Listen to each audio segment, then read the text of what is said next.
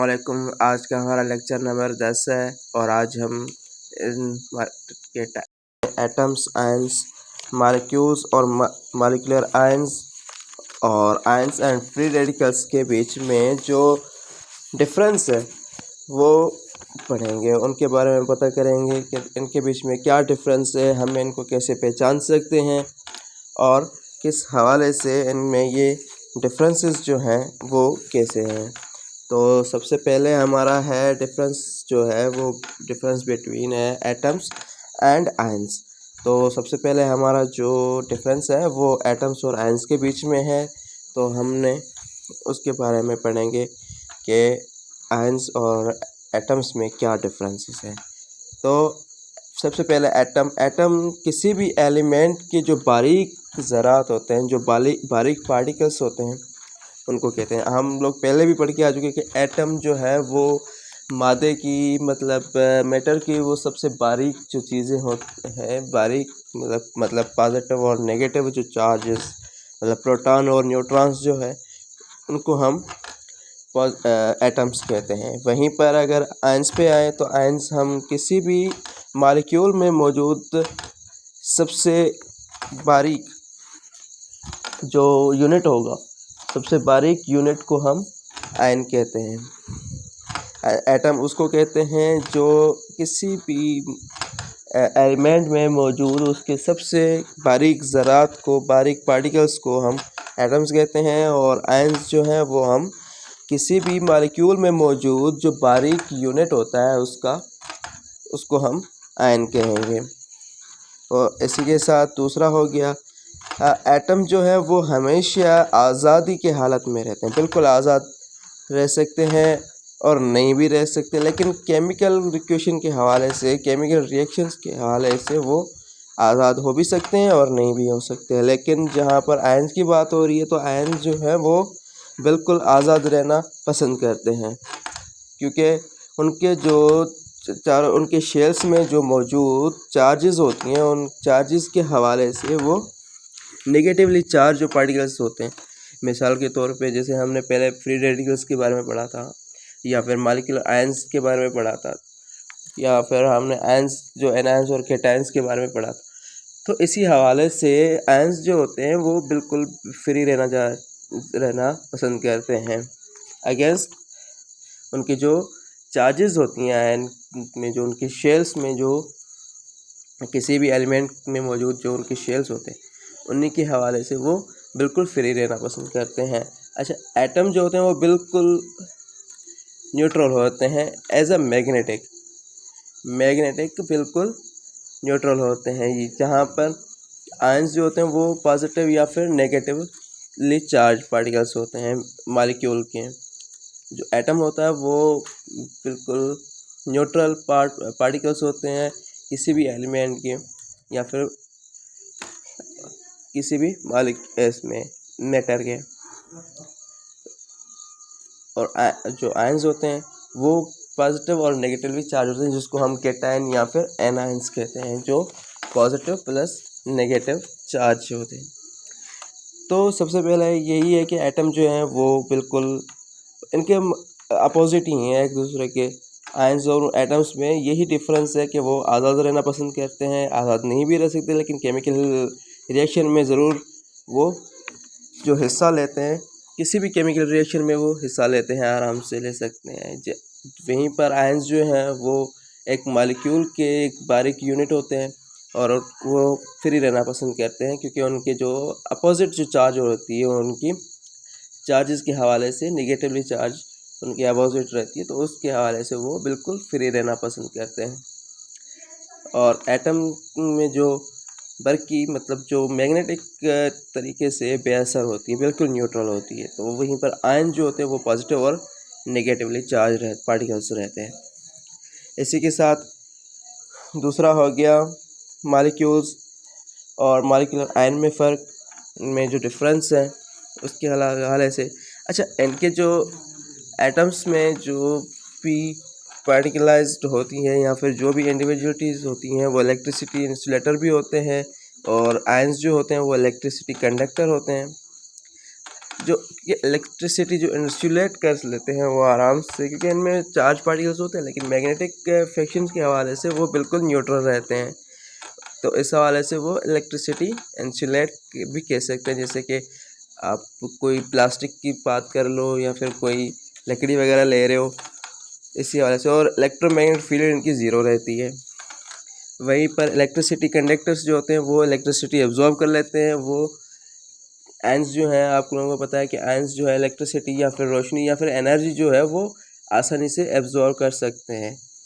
हालांकि as a Azad radicals मतलब free radicals में भी वही सब कुछ चलता है, लेकिन इसमें आयंस में ये बिल्कुल आसानी से देखा जा सकता है, क्योंकि वो इंक्रीजमेंट जो उनकी एनर्जी की रिसोर्स जो इंक्रीमेंट होती है जो आपस में एब्जॉर्ब करने की, वो बहुत ज़्यादा होती है आयंस में, क्योंकि उनमें पॉजिटिव और नेगेटिव चार्ज को जो एग्जैक्टली पॉइंट पे लेकर आने का जो है वो उनको पता है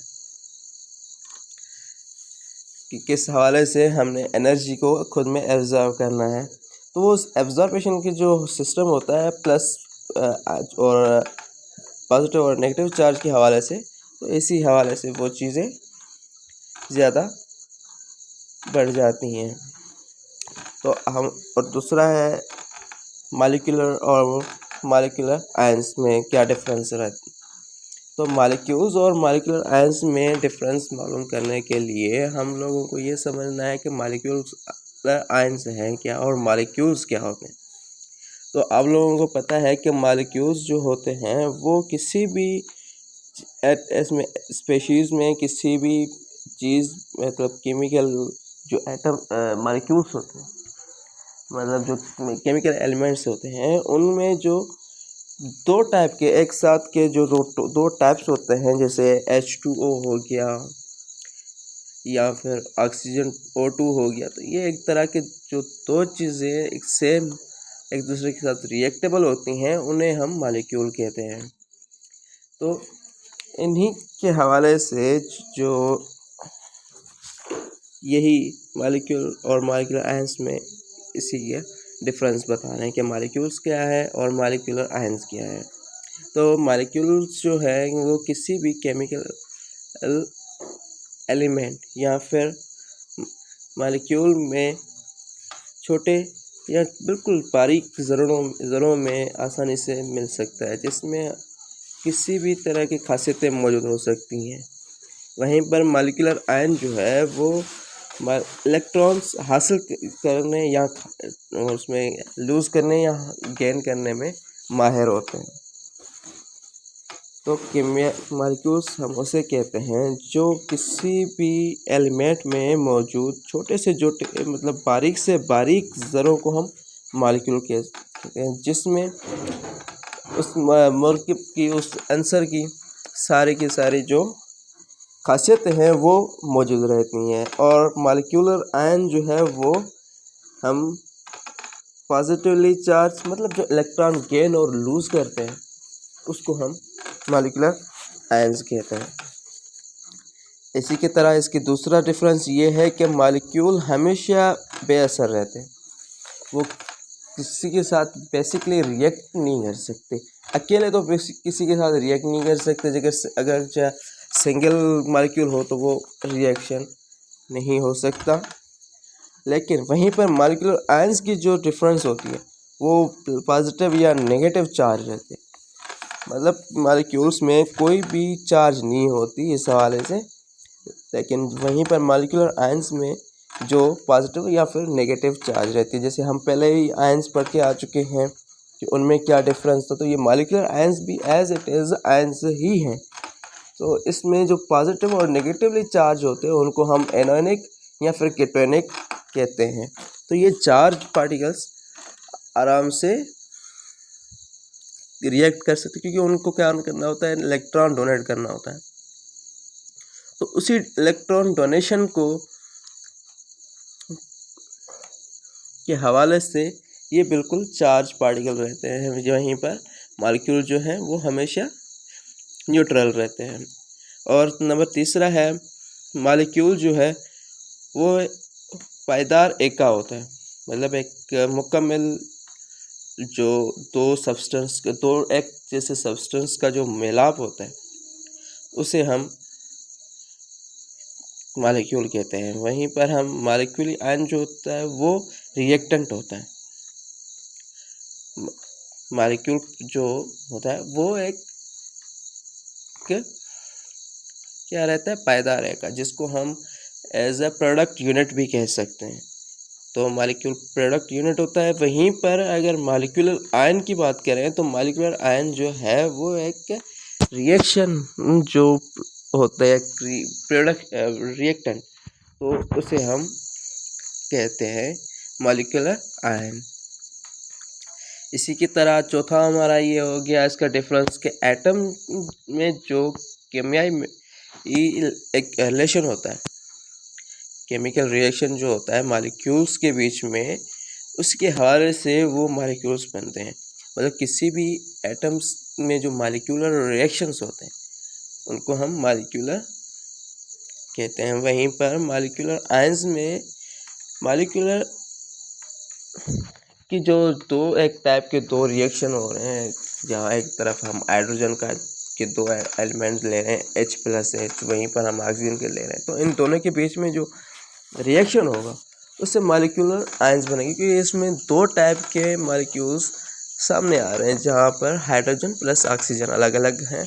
तो इसमें हमारी जो फॉर्मेशन बन रही है, जो प्रोडक्शन बन रही है, वो वाटर बन रही है। तो इलेक्ट्रॉन डोनेशन की जो सिस्टम होगा, जो इलेक्ट्रॉन डोनेट या फिर एक्सेप्ट जो सिस्टम बनेगा, उसमें यही हमारे पास मॉलिक्यूलर आयन की पोजीशन में आएगा।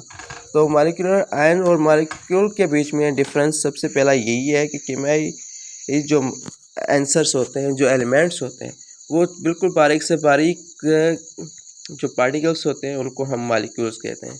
जो किसी भी एलिमेंट में मौजूद उसकी खासियत होती है कि ऊपर बेस्ड रहता है, और वहीं पर मॉलिक्यूल जो होता है वो इलेक्ट्रॉन हासिल करना या फिर इलेक्ट्रॉन को जो खारिज करना, जो रिलीज़ करना होता है, जो लूज़ करना होता है, उससे मॉलिक्यूलर आयन बनता है। और दूसरी बात इसकी यही है कि मॉलिक्यूल हमेशा न्यूट्रल रहते हैं। वहीं पर मॉलिक्यूलर आयंस जो है वो हमेशा पॉजिटिव और नेगेटिवली चार्ज रहते हैं। इसी की तरह जो तीसरा है हमारे पास, मॉलिक्यूल्स हमेशा क्या पायदार एक का, और पायदार एक का मतलब क्या होता है कि प्रोडक्ट होती है, जो प्रोडक्ट बनती है उसके हवाले से है। तो वहीं पर दूसरा है मॉलिक्यूलर आयन जो है वो हमारे पास रिएक्टेंट के हवाले से मिलता है। मतलब एक तो जहाँ पे H+H2O+O हो गया, तो वहीं पर H जो है हमारे पास सॉल्यूट और सॉल्वेंट, मतलब दोनों ये जो मिलकर हमारे पास रिएक्टेंट बनाते हैं। और जो तीसरी चीज़ बनती है हमारे पास पानी, वो हमारे पास रिएक्टेंट बन गया, मतलब वो हमारे पास प्रोडक्ट बन गई, तो उसे हम मॉलिक्यूल कहते हैं। अच्छा, एटम्स में जो उनके केमियाई जो रिएक्शंस होते हैं मॉलिक्यूल्स के बीच में, ऐसे बनते हैं। और मॉलिक्यूलर आयंस जो हैं वो मॉलिक्यूलर आयंस की सिचुएशंस के हवाले से स्टेबलाइज कर जाती हैं। इसी की तरह हमारे पास तीसरा डिफरेंस यही है कि आयंस और फ्री रेडिकल्स क्या है। फ्री रेडिकल्स और आयंस तो हम लोग पढ़ के आ चुके हैं कि भाई आयंस किसे कहते हैं, फ्री रेडिकल्स क्या होती हैं। आयंस हमारे पास जो है positive plus negatively charge atom को हम आयंस कहते हैं। पॉजिटिव या फिर नेगेटिवली चार्ज्ड आयन एटम्स को हम आयंस कहते हैं। वहीं पर फ्री रेडिकल्स क्या होते हैं कि बिना किसी भी कपल के, बिना किसी भी पेयर इलेक्ट्रॉन्स के जो मौजूद होते हैं एटम्स में फ्री रेडिकल्स के हवाले से, मतलब उनके पास कोई भी दूसरा एलिमेंट नहीं होता, दूसरा इलेक्ट्रॉन नहीं होता उनको पेयर बनाने के लिए, जोड़ा बनाने के लिए, तो उनको हम फ्री रेडिकल्स कहते हैं। तो और आयंस जो है वो क्रिस्टलाइजेशन सॉल्यूशन में मौजूद रहता है। जो क्रिस्टलाइज्ड सॉल्यूशन होती है उसमें हमारे पास आयंस मौजूद होते हैं। यहाँ पर फ्री रेडिकल्स हमें हर सिचुएशन में मिल जाते हैं। हवा में हो गया या फिर पानी में हो गया या फिर दूसरी जो जो चीज़ें हैं, मतलब खासकर जो हमारे पास एयर पार्टिकल्स होते हैं, एयर पार्टिकल्स में हमारे पास फ्री रेडिकल्स अवेलेबल रहते हैं, तो उसे हम फ्री रेडिकल्स हैं। और तीसरा है रोशनी, जो है वो आयंस में रोशनी उसमें आयंस में बिल्कुल असरअंदाज नहीं करती, उसमें जज्ब नहीं होती, वो जज्ब नहीं कर सकते। तो वहीं पर जो फ्री रेडिकल्स है वो आसानी से एनर्जी हो गई या फिर रोशनी हो गई, इलेक्ट्रिसिटी हो गई या कोई भी चीज़ होगी, वो आराम से जज्ब कर सकते हैं, वो अपने आप में वो कर सकते हैं, मतलब एब्जॉर्ब कर सकते हैं रोशनी के हवाले से फ्री रेडिकल्स। तो आयंस और फ्री रेडिकल्स के बीच में यही फ़र्क है कि भाई जो आयंस हैं वो पॉजिटिव और नेगेटिव चार्ज होते हैं, और जहाँ पर फ्री रेडिकल्स है वो बिल्कुल आज़ाद, मतलब सिंगल वे के हिसाब से वो मूव करते हैं। और जो दूसरी चीज़ है हमारे पास आयंस के हवाले से, तो वो क्रिस्टलाइजेशन फॉर्म में हमें प्रोड्यूस होते हैं एक सॉल्यूशन में। जब एक सॉल्यूशन एक मिकदार में क्रिस्टलाइज हो गई, तो जैसे आप सोल्ट ले लो, शुगर ले लो, ग्लूकोज वगैरह ले लो, आइस ले लो, तो ये सारे के सारे क्रिस्टलाइजेशन क्रिस्टल फॉर्म में हमें मिलते हैं। तो उसके हवाले से वो हमारे पास आयंस की इसी में मिलेंगे। तो जहाँ पर जो फ्री रेडिकल्स हैं वो हमें एयर, हवा में या फिर किसी भी गैसियस स्टेट में आराम से मिल सकते हैं फ्री रेडिकल्स। तो और तीसरी चीज़ यही है कि जो आयंस हैं उनमें रोशनी का कोई असरअंदाज नहीं होता, रोशनी उनमें एब्जॉर्ब नहीं हो सकती, उनमें जज्ब नहीं हो सकती। तो वहीं पर फ्री रेडिकल्स जो है वो बहुत आसानी से एनर्जी हो गई, रोशनी हो गई या किसी भी टाइप की एनर्जी या रेज वगैरह, वो आसानी से आराम से एब्जॉर्ब कर सकते हैं। तो ये सारे के तीनों जो हैं वो बहुत ही आसानी से हमें पता चल सकता है कि इन तीनों में क्या डिफरेंसेस है। अब इन तीनों में डिफरेंसेस हम देखने के चलेंगे तो फिर ये बहुत ही सारा वो बनेगा। अच्छा, इसके हवाले से मैं और बताता चलूँ कि मॉलिक्यूल्स जो है वो मॉलिक्यूल्स हमें एटम्स के जो रिएक्शंस होते हैं उनके हवाले से मिलती है। जब दो टाइप के मॉलिक्यूल्स एक दूसरे के साथ रिएक्ट करते हैं, एटम्स रिएक्ट करते हैं, तो उस हवाले से हमें जो मॉलिक्यूल्स मिलते हैं। और मॉलिक्यूल्स जो होते हैं वो मैटर की बिल्कुल बारीक ज़रों को कहते हैं। और मॉलिक्यूल्स जो हैं वो हमारे पास बहुत सारी खासियतें दिखाते हैं, बहुत सारी उनकी खासियतें हैं कि वो किस हिसाब से यूजेस हैं उनकी। और मॉलिक्यूल्स हमेशा आज़ाद हालत में रहते हैं। तो ये जो है वो हम इसके मॉलिक्यूल्स और मॉलिक्यूलर टाइप्स ऑफ मॉलिक्यूल्स के बारे में हम कल पढ़ेंगे इंशाअल्लाह ताला, और हमारा लेक्चर कंप्लीट हो गया।